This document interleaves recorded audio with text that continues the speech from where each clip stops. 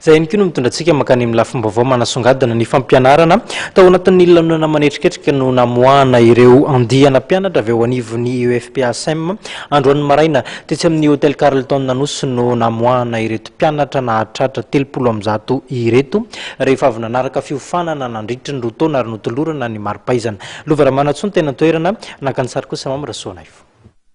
Notolorana ny mari-pahaizany hideny diplôme de technicien supérieur ireo mpianatra miisa 30 navoaka ny IEFPA Aceem io maranio nandritra ny lanonana izay nitanterahana tetsy amin'ny hôtel Carlton Anosy. Activité lehibe manamarika ny mahasekoly IEFPA Aceem ny famoahana ny andiany tahaka izao.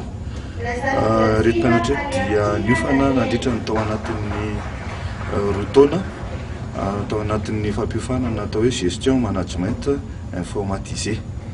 Ny zavatra tiana marihana dia hoe tao anatin'izay ataontsika hoe zavatra sarotsarotra nisy teto amin'ny firenentsika izay ny crise zany dia mbola afaka nanohy ny fianarana any ny mpianatra.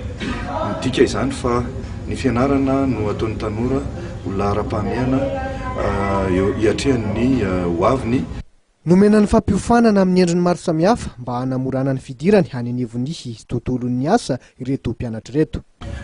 Niatrika fampiofanana maro samihafa ary nanatanteraka ny stage teny anivon'ny ministère teo anivon'ny orinasa maro isan-karazany ary misy moa araka ny efa voalazako teo ny conférence générale tamin'ny atao hoe matianina eo amin'ny sehatry ny fampianarana ambony teo amin'ny université Antananarivo sy ny université ny Accem izany.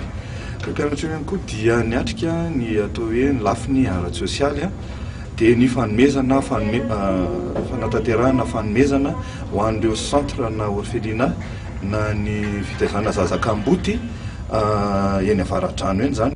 Araka ny namaran'Andriamatoa Ramanambitana Richard dia efa nahazo ny agrément définitif avy amin'ny ministère PA ny IEFPA Aceem. Miara-miasa akaiky amin'izany ministère izany ihany koa izy amin'ny resaka équivalence de diplôme.